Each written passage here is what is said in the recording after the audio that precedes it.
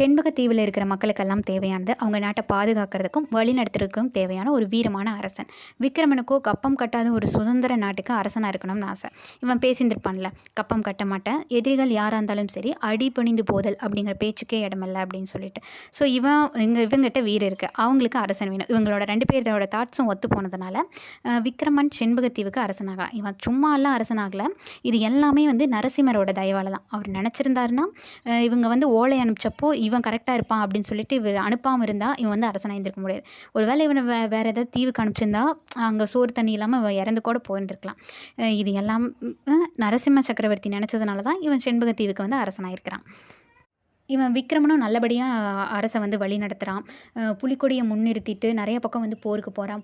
போகிற இடத்துலையெல்லாம் வந்து வெற்றி தான். அவன் ஜெயிச்ச இடத்துல எல்லாம் புலிக்கொடியை நட்டு வச்சுட்டு வரான். இந்த மாதிரி போயிட்டுருக்கு இந்த விக்ரமனுடைய வாழ்க்கை. அந்த பக்கம் பார்த்தா குந்தவி, அவள் வந்து நார்மலாகவே இல்லை, யாருக்கிட்டையும் பேசுகிறதில்ல, யார் பேசினாலும் அவளுக்கு பிடிக்கிறதே இல்லை. யாராவது பேசினா கூட எதுக்கு இவங்க இவ்வளோ பேசிகிட்டே இருக்காங்க அப்படிங்கிற மாதிரியெல்லாம் நினைக்கிறான். ஒரு நாள் இந்த மாதிரி உட்காந்துட்டு யோசிச்சுட்டு இருக்கும்போது அவங்க அப்பா வந்து கேட்குறாரு, என்ன என்னாச்சுமா அப்படின்னு சொல்லி கேட்கும்போது அவள் வந்து சொல்கிறான், உடம்புக்கெல்லாம் எதுவும் இல்லைப்பா, மனசுக்கு தான் அப்படின்னு சொல்லி சொல்கிறான்.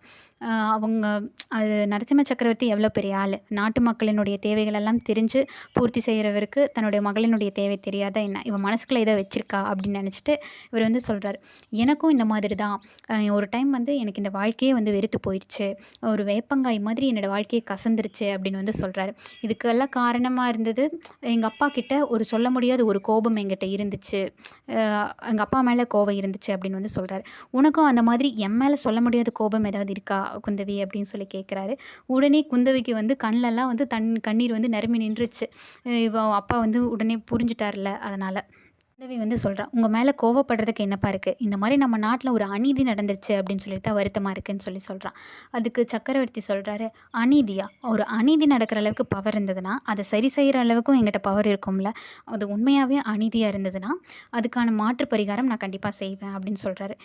குந்தவி உடனே ஆச்சரியத்தில், அப்படியாப்பா நிஜந்தானா, சோழன் ராஜகுமாரனோட விஷயத்துலேயும் அப்படித்தானா, அவனை பண்ண செயலுக்கெல்லாம் அவன் வந்து காரணம் இல்லைன்னு தெரிஞ்சால் அவனோட தண்டனை நீங்கள் மாற்றிடுவீங்களா அப்படின்னு சொல்லி கேட்குறா.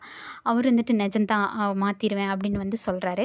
உடனே வந்து நினச்சிக்கிறா, எப்படியாவது அந்த வேஷதாரி சிவனடியாரை பிடிச்சி அப்பாட்ட கொடுத்துடணும், இதுக்கு எல்லாமே காரணம் வந்து சிவனடியார் தானே, அவர் தூண்டி விட்டதுனால தானே இந்த மாதிரி விக்ரமன் பண்ணியிருக்கான் அப்படின்னு வந்து நினைக்கிறான். இப்போது மாமல்லபுரத்துக்கு ஒரு ரத்தின வியாபாரி வந்திருக்கான். யார் அந்த ரத்தின வியாபாரி, அவனோட நோக்கம் என்ன அப்படிங்கிறதெல்லாம் அடுத்து வர வீடியோஸில் பார்க்கலாம். இந்த வீடியோ பிடிச்சிருந்ததுன்னா லைக், ஷேர், சப்ஸ்கிரைப் பண்ணுங்கள். ஏதாவது சஜஷன்ஸ் இருந்ததுன்னா கமெண்ட்ஸ் பண்ணுங்கள். தேங்க்யூ.